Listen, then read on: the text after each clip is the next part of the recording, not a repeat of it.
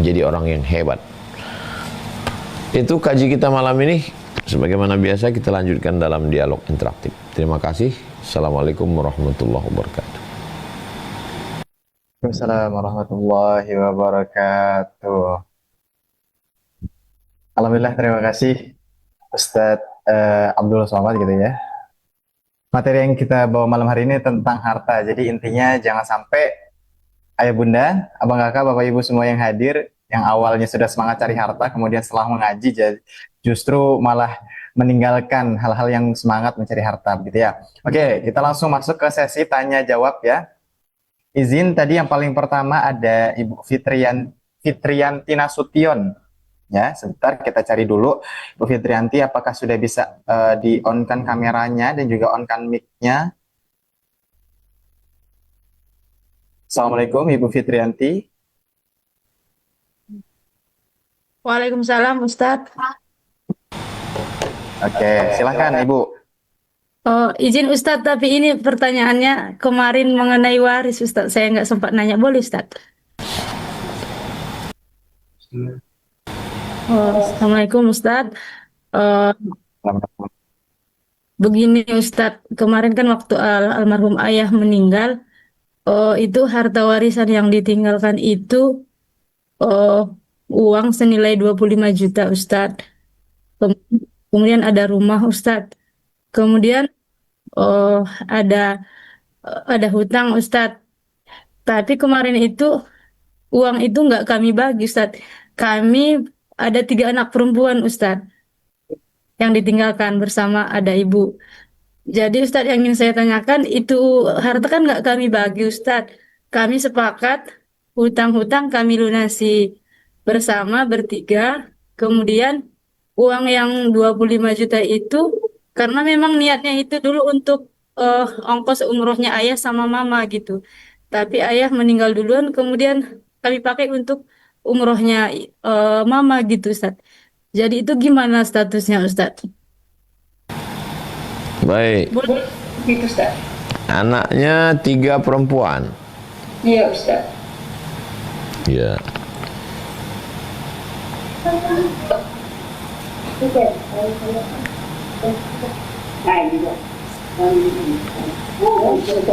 Yang pertama, langkah pertama, keluarkan dulu wasiat.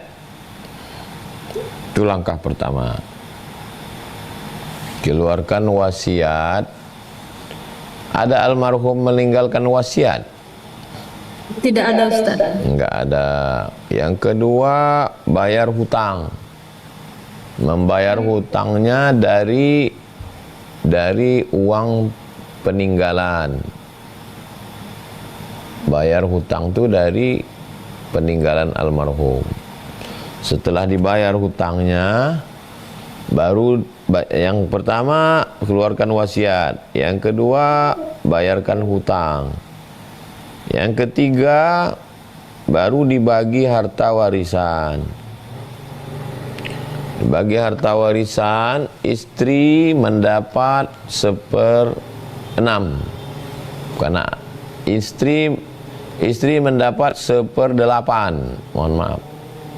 Kalau ada anak, istri dapat 1/8.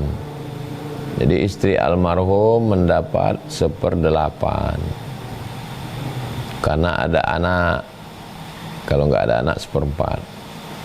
Kemudian anak perempuan semua, nggak ada anak laki-laki, maka anak perempuan ini kalau dia sendirian, dia dapat setengah. In kanat wahidatan falahan nisf. Lalu kemudian kalau mereka tidak punya saudara laki-laki, wahum syuraka'u fits thuluts. Mereka berkongsi 1/3 harta. Berarti ambil 1/8 istri, anak perempuan ambil 1/3, sisanya almarhum punya saudara laki-laki. Punya Ustaz. Nah, sisanya dibagi kepada saudara laki-laki. Karena dia tak ada anak laki-lakinya. Enggak ada Ustaz. Sisa setelah diambil istri, diambil anak, sisanya diambil oleh saudara laki-laki. Habis. Nah, habis sudah, bahwa anak-anak ini mau berbakti kepada orang tua, mau belikan rumah, mau berangkatkan umroh, itu ya terserah anak. Yang penting hartanya dibagi dulu. Begitulah cara pembagian. Kalau nanti ragu, ditulis ahli waris istri, anak 3. Nanti diserahkan ke kantor pengadilan agama. Hakim pengadilan agama akan mengeluarkan kertas. Jadi kertas yang dikeluarkan oleh Pengadilan Agama Paluta, Sumatera Utara, mengeluarkan istri dapat 1/8, anak dapat sekian. Karena nggak ada anak laki-laki, saudara kandung dapat, laki-laki dapat 2 kali bagian perempuan. Jadi kalau ada konflik, itulah yang menjadi aturan. Yang saya ceritakan tadi sebagai gambaran. Begitu cara membagi harta warisan. Demikian, wallahu a'lam bishawab. Boleh izin Ustaz? Ya. Kalau sudah terlanjur di ini Ustaz, kan sudah 2 tahun yang lalu Ustaz. Jadi karena kemarin belum tahu ilmunya, jadi utang almarhum kami selesaikan. Kemudian uang yang 25 tadi udah kami umrohkan ke mama gitu Ustaz. Jadi yang saya merasa bersalah itu ke paman saya ini Ustaz, ada 4 orang Ustaz. 3. Belum kami ini kan ke mereka gitu Ustaz. Belum dibicarakan ke mereka, ke saudara ayah ini. Berarti harus diulang ya Ustaz?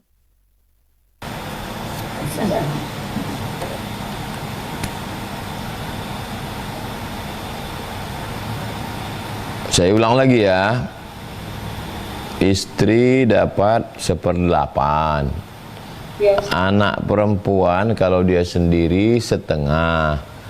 Kalau dia lebih dari 2 orang itu 2/3. 2/3 ya? Iya Ustaz. 2/3. Udah habis 1/8, diambil istri, diambil anak perempuan 2/3. 2/3, baru tinggal sisanya itulah dikasih ke saudara kandung dari almarhum, karena dia tidak punya anak laki-laki. Kalau tak begitu, karena udah dibagi, bisa dibagi ulang. Ya anggap aja yang berangkat umroh itu anak bertiga ini memberangkatkannya umroh sebagai hadiah. Duit yang 25 tadi aja dibagi. Siap Ustaz. Terima kasih Ustaz. Ya. Barakallah. Terima kasih Ibu Fitrianti. Alhamdulillah pertanyaannya sudah terjawab ya. Kita lanjut tadi pertanyaan nomor 2 dari Fauzia, Bunda Fauzia. Apakah bisa dihidupkan kameranya Bunda? Kemudian diaktifkan mic-nya. Oke, silahkan Bunda. Pertanyaannya silahkan satu bergantian dengan yang lain, kemudian langsung to the point, jelas apa yang ditanyakan begitu Bunda ya. Baik, bismillahirrahmanirrahim. Assalamualaikum warahmatullahi wabarakatuh. Ustaz, izin bertanya. Waalaikumsalam. Mohon pencerahan dan motivasinya Ustaz. Dalam hati ingin memiliki banyak uang, kaya gitu biar bisa bersedekah banyak. Namun apa daya, qadarullah, termasuk golongan tanggal 15 sudah menipis gitu Ustadz. Nah, bagaimana cara kita untuk bersyukur dan memperbesar wadah rezeki kita gitu agar bisa lebih bermanfaat bagi banyak orang. Jazakumullah khair Ustaz. Ya. Jadi begini, Islam ini ngasih kita, saya kasih contoh gini. Man bana masjidan, siapa yang bangun masjid, banallah mislahu baitan fil jannah. Siapa yang bangun masjid dapat satu tempat di surga. Nih, satu tempat di surga karena dia bangun masjid, kan? Terus kalau kita nggak punya uang gimana? Ya ada jalan lain. Man sholla isnatai asyarata raka'ah, siapa yang sholat 12 rakaat fil yaumi wal lailah, sehari semalam, bunya lahu bihinna baitun fil jannah, dibangunkan untuknya satu tempat di surga. Coba lihat, tujuannya satu tapi jalannya bisa dua. Kamu kaya, ya kamu bangun masjid. Saya nggak punya uang, saya sholat 12 rakaat. Qobliyah subuh 2, Qobliyah zuhur 4, Ba'diyah zuhur 2, Ba'diyah maghrib 2, Ba'diyah isya 2. Saya ulang sekali lagi. Qobliyah subuh 2, Qobliyah zuhur 4, Ba'diyah zuhur 4, Ba'diyah maghrib 2, Ba'diyah isya 2. Yang penting tujuannya dapat. Oke, saya kasih contoh yang lain. Umroh. Yang kaya punya uang berangkat umroh. Terus saya belum ada rezeki Pak Ustadz, dapat pahala umroh. Man sholat subuha fi jama'atan, sholat subuh berjamaah, summa qa'ada yadhkurullah, duduk berzikir mengingat Allah, hatta tatlu asyam, sampai terbit matahari, summa yusalli rak'ataini, sholat sunat 2 rakaat, kana lahu ka ajri hajjatin wa umrah, dapat pahala seperti haji dan umrah. Dah. Saya kasih contoh ketiga. Contoh ketiga tentang sedekah. Oh, itu orang kaya sedekah, pahalanya sedekah. Terus kita kebetulan diuji Allah, rezekinya kurang. Bisakah kita dapat pahala sedekah? Ya. Dengan apa? Likulli sulama minkum sadaqah. Setiap tulang-tulang sendi ini sedekah. Tasbihatin subhanallah, tahmidatin alhamdulillah, takbiratin Allahu akbar, tahlilatin la ilaha illallah, dapat pahala sedekah. Jadi Islam ini agama yang sangat adil. Jangan merasa, oh saya nggak ada harta berarti saya nggak bisa ibadah. Bisa, karena pintunya banyak. Dah, itu satu pembahasan. Pembahasan bahwa kita mencari rezeki, ya, kita cari rezeki. Almarhumah emak saya itu ya, dia bukan ustazah, dia nggak sekolah. Dia kalau mau Idul Fitri jualan kain, jual kain dia. Pergi dia ke Medan beli kain, nanti dijualnya ke kampung-kampung. Jual kain. Saya ingat tuh masih kecil, dia jual lemari. Tahu dia orang di situ perlu lemari, dibelinya lemari. Ada tukang lemari, dijualnya lemari. Di kampung buka fotokopi dia, buka pas foto dia. Jadi pikirannya itu nggak pernah mati, dia nggak pernah dia mati langkah. Sekarang saya udah tua nih, ingat emak saya itu nggak pernah dia mati langkah, nggak pernah dia mau mengemis ke keluarga. Ingat saya, dari mana dia dapat modal dulu jualan kain? Dia minjam, habis itu dia bayar. Nah, jadi, dan dia nggak mau minta. Dia tidak punya mental untuk minta-minta. Dan kalau dia dapat duit, dia beli emas. Dia setiap dapat duit, dia beli gelang, dia beli cincin, dia beli rantai. Saya mau pergi ke Mesir, jualnya gelang. Pulang saya mau beli motor, dijualnya cincin. Nah, itu. Jadi dia mencari, menabung, dan nggak mau. Nah, saya nggak bercerita teori, saya bercerita praktek langsung. Saya kira dua penjelasan itu jawaban untuk ibu. Demikian, wallahu a'lam bishawab. Jazakallah khair, Ustaz.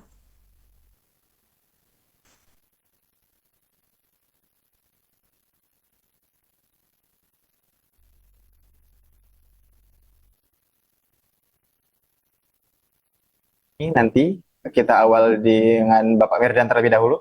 Silakan. Assalamualaikum. Waalaikumsalam warahmatullahi wabarakatuh.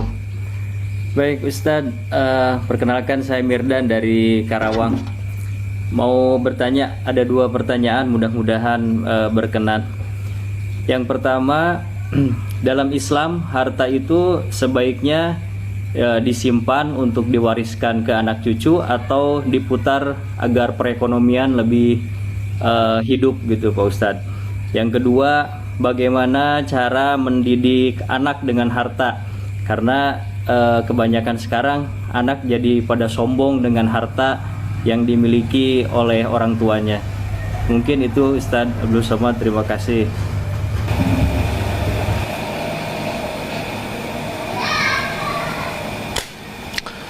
Harta itu diwariskan atau diputar. Sekarang saya punya harta, ini harta saya, iya kan?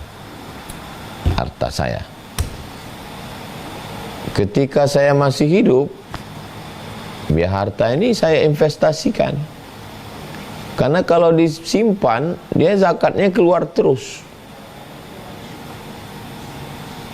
Misalnya saya simpan 1 miliar, berarti saya biasa bayar zakat Ramadan.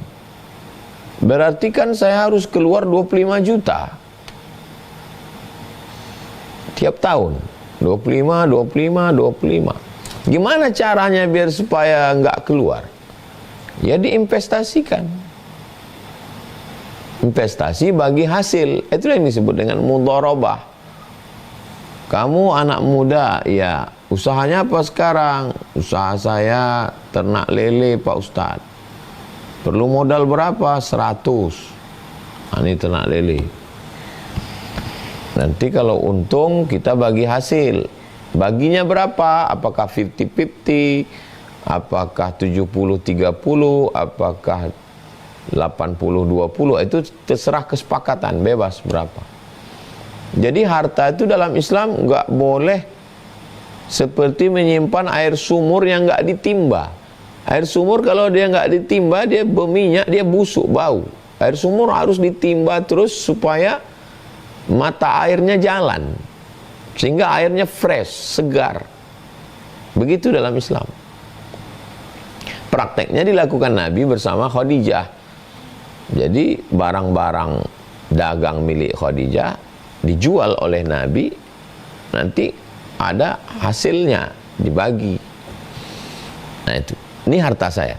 Nah ketika saya mati, saya meninggal, sedetik setelah ruh saya keluar, ini harta saya ini bukan punya saya lagi. Ini sekarang ini punya saya. Kalau tiba-tiba saya mati, maka ini otomatis berpindah ke ahli waris, istri, anak. Kalau kasusnya seperti tadi Ibu Boru Nasution, anak perempuan semua, nggak ada anak laki-laki, saudara kandung dapat. Berarti ada hak saudara di sana. Berarti ini bukan punya saya. Jadi kalau ada orang sibuk dia ngurus hartanya, sebetulnya dia itu sedang ngurus harta orang itu. Kamu lebih sibuk mengurus harta orang daripada harta kamu, kata Nabi. Loh, kok harta orang ya Rasulullah? Iya, kalau kau mati hartamu ini kan punya orang. punya istrimu 1/8 karena ada anak, punya anakmu. Kalau kau tak ada anak laki-laki, punya saudaramu. Habis. Yang untuk kita mana? Itulah yang kita sedekahkan itu. Itulah yang punya untuk kita. Jadi pertanyaan pertama, harta itu, ya kalau kita masih hidup, kita putar. Kalau kita udah mati, ya dibagi. Pertanyaan kedua, bagaimana mendidik anak-anak ini? Saya ketemu dengan Pak Aji. Pak Aji ini anaknya pulang dari Amerika. Disuruhnya buka rumah makan. Nasi bungkus 10.000 sebungkus. Anak saya, Pak Ustadz, sekarang saya suruh buka rumah makan sebungkus 10.000. Modalnya berapa Pak Haji? Modalnya 15. Hah? Ngapain Pak Haji suruh dia buka rumah makan modal 15 jual 10? Supaya dia tahu harga duit. Pagi dia bangun ke pasar, bawa mobil, beli ikan, beli sayur, bawa karyawan, belanja, pulang, cincang, potong, goreng, bungkus, jual. Supaya dia tahu harga duit. Oh, begitu caranya ngajar anak supaya tahu harga duit. Jangan dikasih duit terus. Nggak tahu dia harga duit. Mantap cara Pak Haji ini. Lah, ketemu lagi satu lagi Pak Haji. Pak Haji satu lagi. Gimana cara Pak Haji mendidik anak? Anak saya nggak saya kasih mobil Pak Ustadz. Terus saya suruh dia bawa motor. Biar tahu dia dinginnya, kena hujan, pakai mantel. Biar tahu dia mobil itu bukan turun dari langit. Kau kalau mau mobil, kredit. Kreditnya yang syar'i, yang syariah. Cicil. Sayang dia ke mobil itu karena dia beli dengan duit dia, gaji dia. Generasi ini 3. Pertama generasi pejuang. Kedua generasi penikmat. Ketiga generasi penghancur. Dalam partai, dalam organisasi, dalam kerajaan, dalam negara, generasi pejuang, generasi penikmat, generasi penghancur.